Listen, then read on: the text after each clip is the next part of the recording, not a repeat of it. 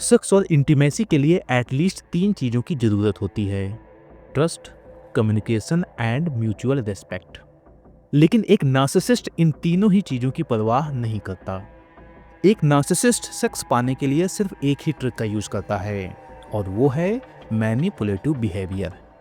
यानी कि एक नार्सिसिस्ट सेक्स पाने के लिए बाहरी तौर पर अपने चार्म का यूज करता है और कॉन्फिडेंस एंड करिश्मा का यूज करता है, लेकिन अंदर ही अंदर वो कई तरीके की सातिर चालें भी चलता है।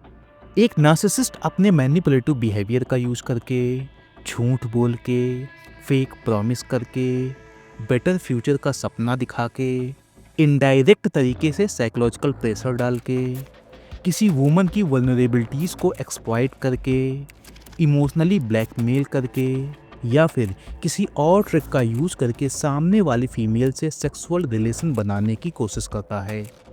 और इन सब के साथ वो सामने वाली फीमेल को ये भी दिखाएगा कि वो उसकी रेस्पेक्ट करता है और उसके ट्रस्ट को कभी भी नहीं तोड़ेगा। लेकिन असली खतरा तो इन सब के बाद शुरू होता है। तो पहले एक काम की जानकारी दे दूं। 2 तरह की पर्सनालिटी होती हैं। एक होते हैं वुमेनाइजर और दूसरे होते हैं नार्सिसिस्ट। तो ये जरूरी नहीं कि हर नार्सिसिस्ट वुमेनाइजर भी हो, लेकिन इस बात की भी पॉसिबिलिटी है कि एक नार्सिसिस्ट वुमेनाइजर भी हो, और ऐसे इंसानों को बोलते हैं वुमेनाइजर नार्सिसिस्ट।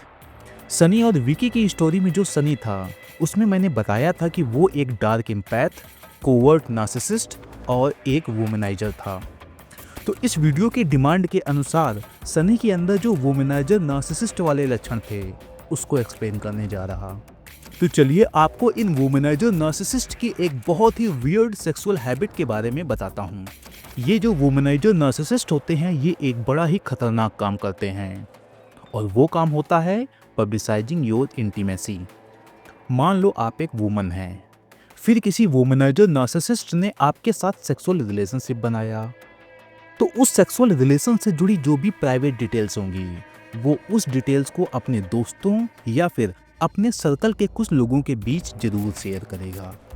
प्राइवेट डिटेल जैसे कि बात कैसे स्टार्ट हुई, कब मिले, सेक्सुअल रिलेशन बना कहाँ पे, और फिर उस सेक्सुअल एक्ट से जुड़ी डिटेल भी अपने कुछ चमचे टाइप के लोगों से जरूर शेयर करेगा।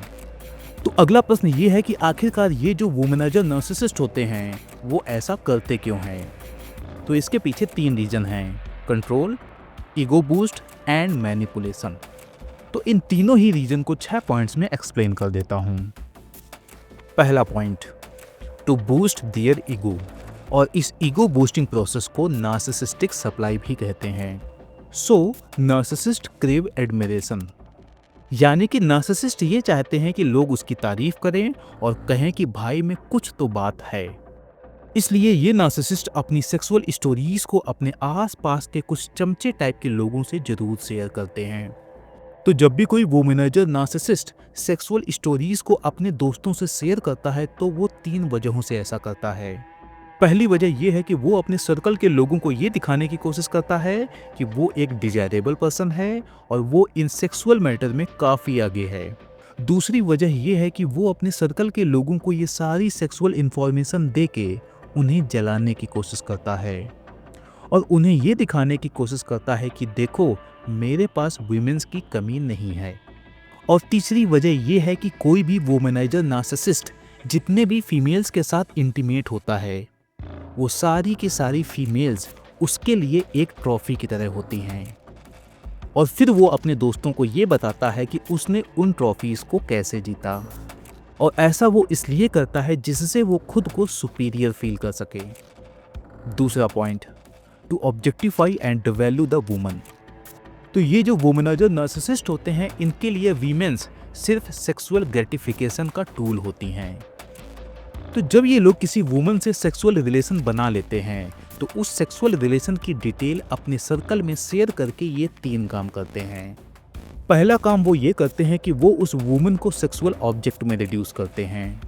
और वुमेनाइजर वाले वीडियो में मैं पहले ही एक्सप्लेन कर चुका हूँ कि ये वुमेनाइजर अपने घर की फीमेल्स को भी सिर्फ एक सेक्सुअल ऑब्जेक्ट ही समझते हैं। दूसरा काम वो ये करते हैं कि चूंकि ये लोग वीमेंस को सिर्फ एक सेक्सुअल ऑब्जेक्ट समझते हैं, इसलिए वो उसकी डिग्निटी और प्राइवेसी की चिंता नहीं करते।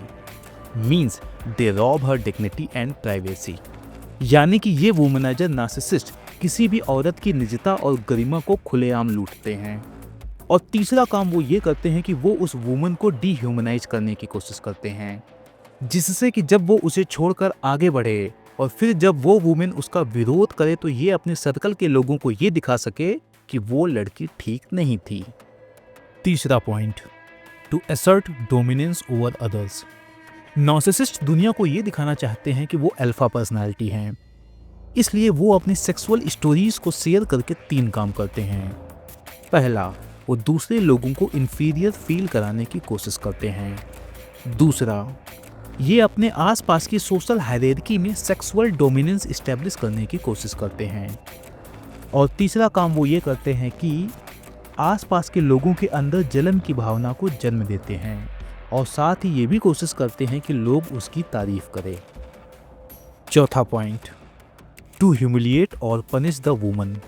अब जैसे मान लो उस वुमन को पता चल गया है कि जिसके साथ वो सेक्सुअल रिलेशनशिप में है वो इंसान कैसा है, तो हो सकता है कि वो उस वुमनाइजर नार्सिसिस्ट का विरोध करना शुरू करे, बाउंड्री सेट करने की कोशिश करे या फिर उसे चैलेंज करने की कोशिश करे।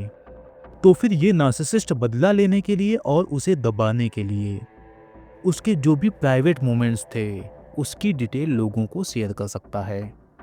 कुल मिला के ये नार्सिसिस्ट उसे साइकोलॉजिकली पनिश करने की कोशिश करेगा और इन सब के पीछे उसका मेन टारगेट होगा कि वो उस वुमन को असेम्ड फील कराए और पावरलेस फील कराए। पांचवा point, to control through fear. Narcissist किसी भी फीमेल के प्राइवेट मोमेंट्स की डिटेल इसलिए भी लीक करते हैं जिससे वो बिना कुछ उससे कहे उसे डरा सकें और उसे चुप रहने का हिंट दे सकें। क्योंकि जब कोई नार्सिसिस्ट उस वुमन से ये कहेगा कि अगर तुम मेरे से दूर गई तो मैं सबको बता दूंगा कि हमारे बीच क्या क्या हुआ है, इसके बाद इस बात की संभावना सबसे ज़्यादा होती है कि वो फीमेल अपनी रेपुटेशन को बचाने के लिए उस नार्सिसिस्ट के मिस ट्रीटमेंट का विरोध करना बंद कर देगी और सब कुछ सहती रहेगी। कुल मिला के किसी फीमेल के प्राइवेट मोमेंट्स की जानकारी लीक करना उस फीमेल के अंदर डर बैठा के उसे कंट्रोल में करने की स्ट्रेटजी भी है। छठवां point, because he lakhs empathy and boundaries. ये नार्सिसिस्ट दुनिया को कितना भी दिखाएं कि ये एम्पैथेटिक एंड सिंपैथेटिक इंसान हैं, जबकि इनके अंदर ये सब चीज़ें बिल्कुल भी नहीं होती और साथ ही ये दूसरों की बाउंड्रीज की भी केयर नहीं करते। मीन्स ये वुमनाइजर नार्सिसिस्ट ना तो कंसेंट को वैल्यू देते हैं और ना ही सामने वाले इंसान की इमोशनल सेफ्टी का ध्यान रखते हैं। इसलिए उस वुमेन के प्राइवेट मोमेंट्स की डिटेल अपने सर्कल के लोगों के बीच शेयर कर देते हैं। कुल मिला के इन लोगों को दूसरों के ट्रस्ट को ब्रेक करने में कोई दिक्कत महसूस नहीं होती। और हाँ, जब ये दूसरों का ट्रस्ट ब्रेक करते हैं और किसी फीमेल का यूज करके उसे डंप करके आगे बढ़ते हैं तो इन्हें किसी भी तरह का गिल्ट भी महसूस नहीं होता। इवन जब ये ऐसा करते हैं तो ये लोग एक तरह का इंटाइटलमेंट महसूस करते हैं। तो उम्मीद है कि आपको इन वुमनाइजर नार्सिसिस्ट के इस वियर्ड बिहेवियर के बारे में सब कुछ समझ आ गया होगा। तो इस वीडियो को किसी ज़रूरतमंद इंसान को ज़रूर शेयर कीजिए। मिलते हैं नेक्स्ट वीडियो में। Thank you.